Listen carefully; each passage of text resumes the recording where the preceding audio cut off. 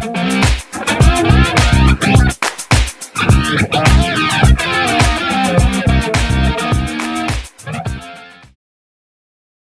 après mon baccalauréat, j'ai décidé de m'orienter vers l'université et j'ai intégré l'université Michel Montaigne à Bordeaux pour faire une licence d'histoire. C'est un choix presque par défaut, on va dire à mi-défaut, je sais pas trop si ça se dit, parce que voilà, j'ai fait un bac pro moi à la base. J'avais des capacités à l'école, au collège et après un peu au lycée, mais je ne travaillais jamais. En fait, j'étais entre guillemets un petit branleur, si je peux me permettre l'expression. Et c'est vrai que j'étais très axé sur le foot. Je jouais beaucoup au foot à la récréation et c'est vrai que je travaillais très peu au collège surtout. Et en fait, ce qui m'a amené en fait à faire un bac pro, à m'orienter en bac pro, voilà aux années lycée. J'ai fait un bac pro vente, accueil, relations clients usagers à Libourne, voilà, au lycée Henri Brul. Et comme je l'ai dit auparavant, je cultivais une grande passion pour le journalisme et je savais très bien que avec ce bac pro, ça ne m'ouvrait aucunement les portes du journalisme, du monde du journalisme. Et bon, j'ai fait mon bac pro parce que je savais que ça restait un bac et que c'était quand même très important. On dit souvent que le bac est le passeport pour l'avenir. Et c'est vraiment la réalité parce que sans bac, on ne peut rien faire. On peut s'en sortir, mais je veux dire avec un bac, c'est quand même très important. Et d'ailleurs, ce bac m'a permis de rentrer à l'université. Donc voilà, et c'est vrai que en faisant un bac pro, j'avais toutes les portes des écoles déjà de journalisme qui étaient fermées parce que c'était ouvert sur dossier. Et effectivement, en étant en bac pro, je passais vraiment derrière tout le monde qui était en général. Donc l'université, la grande force de l'université, c'est qu'en fait, elle est ouverte à tout le monde et que n'importe qui avec un bac peut l'intégrer. Donc j'ai décidé d'intégrer une licence d'histoire 1 an après d'avoir obtenu mon bac parce que j'ai mis 1 an à me décider. Effectivement parce que je travaillais. C'est vrai qu'en bac pro en fait on nous forme pour intégrer directement le marché du travail et on nous forme pas du tout pour la continuité, la poursuite des études. Durant mon bac pro, j'étais en stage à Sud-Ouest parce que quand même j'ai essayé de rester un peu d'intégrer un peu le monde du journalisme même étant en bac pro. J'étais au service publicité et à Libourne c'est une toute petite agence Sud-Ouest et il se trouve qu'on était également avec les journalistes et j'ai dû donc beaucoup parler avec les journalistes également et ça m'a vraiment enrichi vraiment très c'était très très puissant en fait. J'ai vraiment beaucoup appris autour des journalistes de Sud-Ouest et eux m'ont dit que effectivement il y avait deux écoles, c'est entre guillemets 2 portes on va dire à l'université pour essayer d'entrer en journalisme après. C'est l'histoire pour la culture générale et la langue. Étant très mauvais en langue à la base au collège et au lycée, j'ai décidé 1 an après, donc j'ai travaillé pendant 1 an à la Cité des Montres, une petite boutique à Libourne. J'ai décidé de me lancer dans le grand bain en 2013 et d'intégrer une licence d'histoire pour pouvoir intégrer ensuite à Bac+3 les écoles de journalisme telles que l'IJBA à Bordeaux, telles que les autres écoles à Paris, à Lille, Montpellier, Toulouse, Grenoble et j'en passe.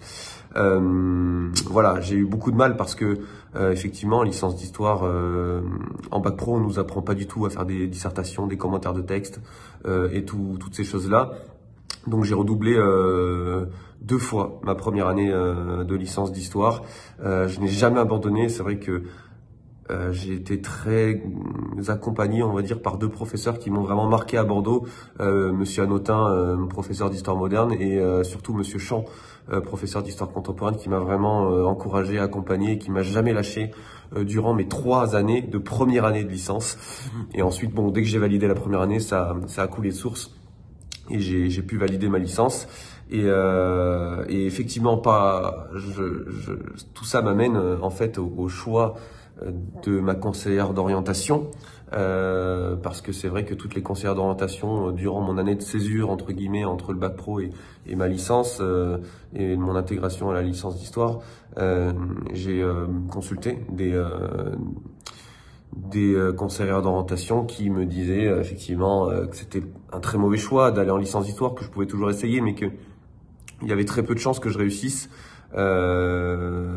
Voilà via les universités parce que j'étais pas formé pour et elles avaient raison quelque part. Effectivement, elles me donnaient un chiffre et je m'en souviendrai toute ma vie, c'est que m'ont dit seulement 3% des élèves sortant de bac pro réussissent à l'université. Et je suis fier aujourd'hui de pouvoir dire que j'ai réussi à l'université et faire partie surtout de ces 3% de chances de réussite à l'université en sortant de bac pro. Donc voilà, c'est une belle anecdote. Et j'ai quand même galéré, elles avaient pas tort hein, quelque part, parce qu'au début j'ai quand même redoublé 2 fois. Mais bon, je me suis toujours accroché à mon rêve et j'ai enfin réussi à décrocher cette licence d'histoire après 5 ans, certes. Mais j'ai quand même réussi, voilà, parce que c'est vrai que mon côté un peu branleur, que j'y reviens, est revenu à l'université lors de ma première année, puisque étant pour la première fois de ma vie en appartement tout seul à Bordeaux, on est amené à voilà les diverses voilà les sorties en boîte avec les copains, avec bah, ma plus belle expérience professionnelle, c'est indéniablement et sans hésiter RMC. Hein. Je suis rentré, je vous dis, le 19 novembre à RMC en stage et tout de suite j'ai été plongé dans le grand bain à gérer. Bon, j'étais assistant plateau, hein, donc je gérais les micros, les invités pour le Super Moscato Show, le team du gars, l'after, l'intégral foot, le week-end, le RMC Football Show quand il y avait des matchs en direct.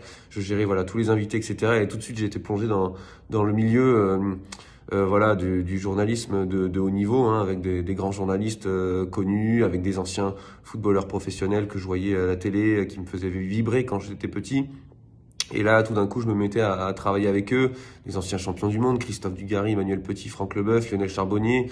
Voilà, j'ai vraiment été voilà directement plongé dès ma première année arrivé sur Paris, au bout de 2 mois et même 10 jours après avoir emménagé à Paris, directement bim dans le bain. Donc ça vraiment ça m'a beaucoup marqué. Et évidemment ma meilleure expérience pro en termes de journalisme, c'est quand j'ai été gardé par RMC en tant que pigiste au Paris RMC. Voilà les premières minutes d'antenne à la télévision, à la radio. Vraiment, c'était un stress énorme.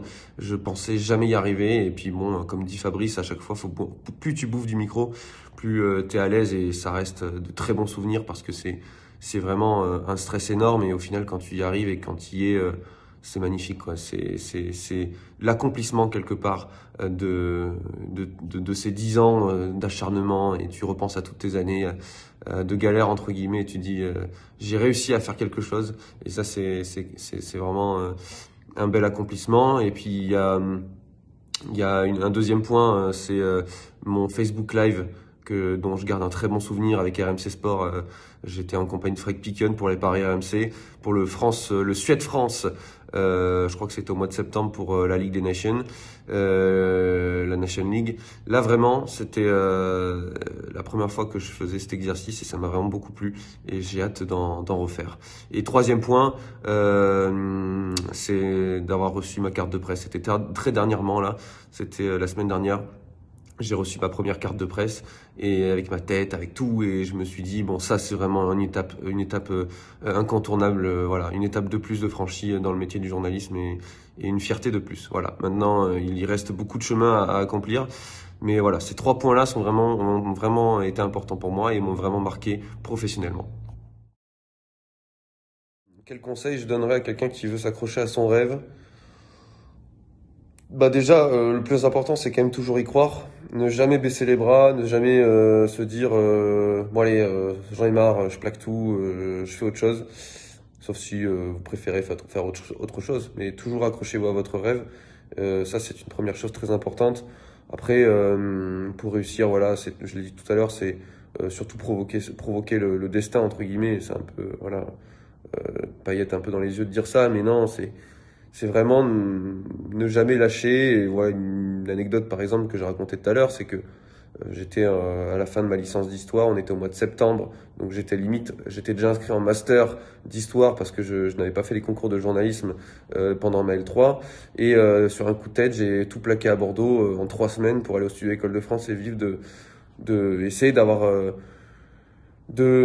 réaliser mon rêve. Donc toujours voilà, forcer les choses et tout mettre en œuvre pour ne rien regretter. Surtout ça, c'est le conseil que je donnerais, c'est ne jamais rien regretter, pas se dire à 40 ans, putain si j'avais fait ça, peut-être que ça aurait marché. Bah faites-le maintenant que vous en avez l'opportunité. Et si ça marche pas, tant pis, vous aurez jamais de regrets. Ne jamais avoir de regrets, c'est voilà ma philosophie et aujourd'hui j'en ai pas puisque voilà j'ai un pied à RMC Sport et dans le milieu du journalisme également, donc dans d'autres boîtes aussi. Donc voilà, je regrette pas d'avoir quitté d'un coup de tête comme ça du jour au lendemain Bordeaux, même si des fois ma petite ville me manque. J'exclus pas dans 10-15 ans d'y revenir ou de trouver un poste de journaliste à Bordeaux, pourquoi pas, hein, je n'exclus rien, mais en tout cas, pour commencer sa carrière, Paris déjà c'est indéniable, c'est incontournable dans le milieu du journalisme. Monde professionnel en tout cas, parce qu'après il y a des écoles en province évidemment.